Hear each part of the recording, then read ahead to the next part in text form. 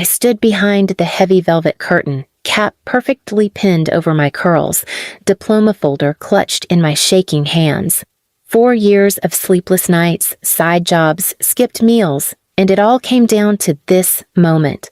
I was the first in my family to graduate college, the first to get past community college, actually. My heart was racing with pride and nerves. But then I heard them. Please subscribe to our channel and tell us in comments from where are you watching this video? My father's voice, rough and slurred, cutting through the crowd in the front row. Don't look so proud, girl. We paid for that piece of paper. You just partied your way through. My mother chuckled, not bothering to whisper. She looks ridiculous in that gown, like a penguin trying to act important. I froze behind the curtain. I should have known. I had invited them out of guilt, out of some pathetic hope they'd show up and see my hard work. But they didn't change, not even for one day. As my name was called and the spotlight hit me, I stepped forward, head held high. I could feel their eyes on me. My classmates cheered, some clapped, some whistled. My professors smiled proudly. But as I crossed the stage and reached for the dean's hand, I saw my father rise from his seat. "Ooh, no daughter of mine deserves applause for wasting my money," he roared. The auditorium fell silent. And then he climbed the steps, in front of the entire crowd. Slap. The microphone caught the sound of his palm across my cheek. I stumbled, nearly dropping my folder. Gasps filled the air. Someone shouted, "Security!" My mother stood and laughed. She needed that. Maybe now she'll remember who gave her everything. I was stunned, humiliated. On what should have been the proudest day of my life, I had been assaulted on stage by my own father. But what I remember more than the sting of that slap was what happened next. I didn't cry. I didn't scream. I just turned slowly, picked up my fallen graduation cap, and said into the microphone, "You didn't give me everything. You gave me trauma. And now you've given me freedom." Then I walked off the stage. Security escorted them out as the entire auditorium buzzed with whispers and cell phones recording, but I didn't look back. After the ceremony, my professors surrounded me. Some students hugged me. One dean said softly, "You handled that with more dignity than I've seen in years." But the truth? I was crumbling inside. I spent the next week avoiding their calls. My parents sent dozens of messages, some angry, some manipulative. "You embarrassed us. You should apologize. We sacrificed for you. Your sister would have been grateful." Ah, yes. My sister, the golden child. She dropped out of college in her second semester, got a nose job on their dime, and never worked a real job. Yet they praised her like royalty. I was the mistake, the ungrateful one. But I wasn't broken, not anymore. Because what they didn't know was, I had been planning, quietly, strategically. And what I was about to do would change everything they thought they owned. After that public humiliation, I disappeared for a while. I blocked my parents, deactivated social media, and left town without telling a soul. I needed time, not just to heal, but to strategize. They had turned my graduation day into a nightmare, but I wasn't going to let that be the final scene. I moved in with my roommate, Hannah, from college, whose family had treated me more like a daughter than my own ever had.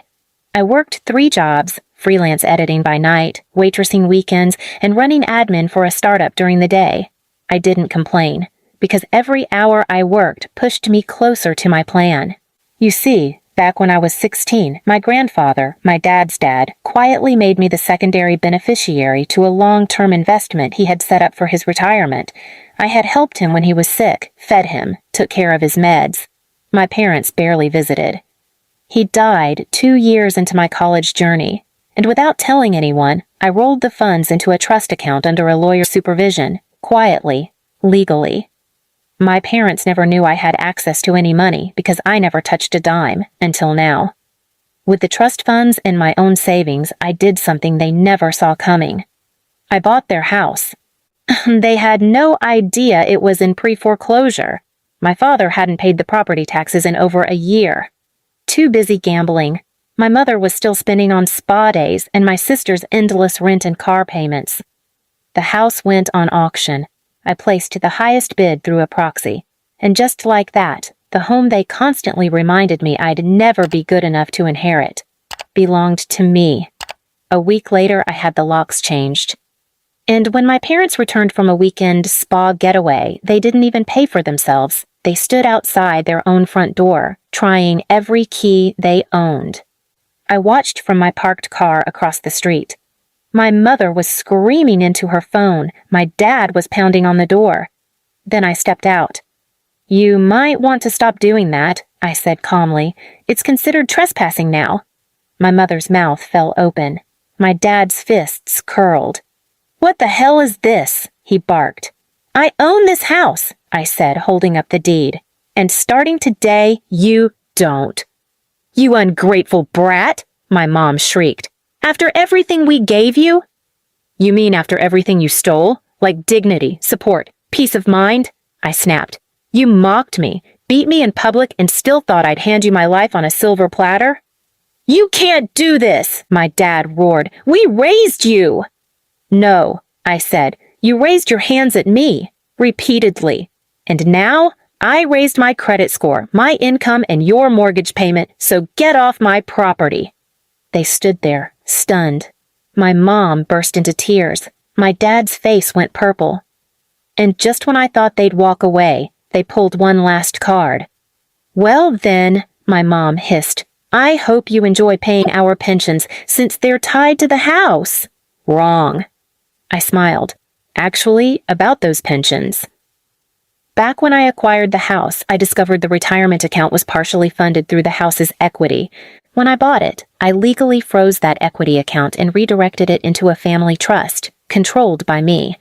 A clause left in my grandfather's paperwork allowed the secondary beneficiary to transfer management in case of family dispute or abuse.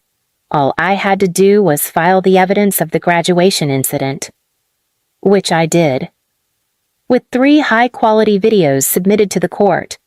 Now their pension withdrawals were blocked until a new trustee was approved, and since I had power of attorney over my grandfather's trust, "Let's just say," I whispered, "you'll need to start applying for jobs, maybe as janitors at my old school. I hear they're hiring." They both stood in the yard, faces drained of color.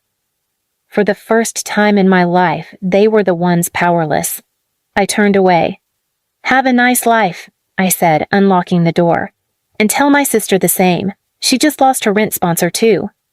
Then I closed the door. Behind me? Silence. In front of me? Peace. I wish I could say they walked away quietly, with their heads hung in shame, but people like my parents don't know humility. For the next few weeks, I received angry voicemails, texts full of venom, even some awkward messages from distant relatives calling me cruel and dramatic. They didn't know the full story. They never do. But I wasn't in the business of explaining myself anymore. What I did next wasn't about vengeance anymore. It was about healing what they broke in me. First, I renovated the house, not to live in it, but to transform it into a place that helped others like me. I turned my childhood bedroom into a mini office. The living room became a counseling hub, and the basement, where I'd once hidden from my father's temper, now had shelves full of books, legal resources, and even a tea station. I called it the Second Start Home. It became a safe space for young adults who had aged out of the foster system or were abandoned by toxic families after college. They got shelter, financial literacy lessons, resume help, therapy, everything I once wished someone had offered me. When the news about the center made it into a local paper, with my story anonymously told, the donations started flowing in. Lawyers volunteered pro bono. Therapists reached out. Even one of my old professors came to offer workshops. And what about my parents? They did try to fight back. They hired a lawyer to regain access to the pension. It didn't go well. My lawyer showed the graduation video, the footage of my father hitting me on stage, my mother clapping. The judge didn't even let the case finish. Pension permanently transferred to me as trustee, with one condition, that I use it for moral purposes consistent with the values of the original grantor. That was my grandfather, and he always said, "You don't build legacies on screams." I used the money to buy another building. I turned it into a free housing project for survivors of domestic abuse. One evening, after a support group ended, I stepped outside and saw my parents standing at the edge of the street. They looked different now, smaller, tired, even embarrassed. "We're homeless," my mother mumbled. My father refused to meet my eyes. There was a pause, long and heavy. "You built all this?" she whispered, eyes darting to the center's glowing windows. "Yes," I said calmly. "Using our money," my dad grumbled. I smiled. "No, using what was left of your humanity, because that's all you ever gave me to work with." There was silence again. Then she asked the question I always knew would come. "Can we stay? Just for a night?" My breath caught. My childhood self wanted to scream yes, to finally be accepted, to be good enough. But the woman I'd become? She had already made peace with never being their daughter again. "You're not on the list," I said, gently but firmly. "This place is for people who've suffered." And I turned away. That night, I sat in my office, watching the security footage of them walking away into the cold. It should have hurt, but it didn't. Because I had turned the ugliest day of my life, my graduation, into the foundation of a future that wasn't built on shame or pain, but purpose. And the next morning, I walked onto a stage again. Only this time, it wasn't to receive a diploma. It was to receive an award from the mayor's office for transforming pain into shelter. The audience gave me a standing ovation. Somewhere in the front row, I saw Hannah, my roommate turned sister, wiping her eyes. This time, I smiled without flinching, because no one was there to slap it off my face. And that was the real graduation. Please subscribe to our channel and tell us in comments from where are you watching this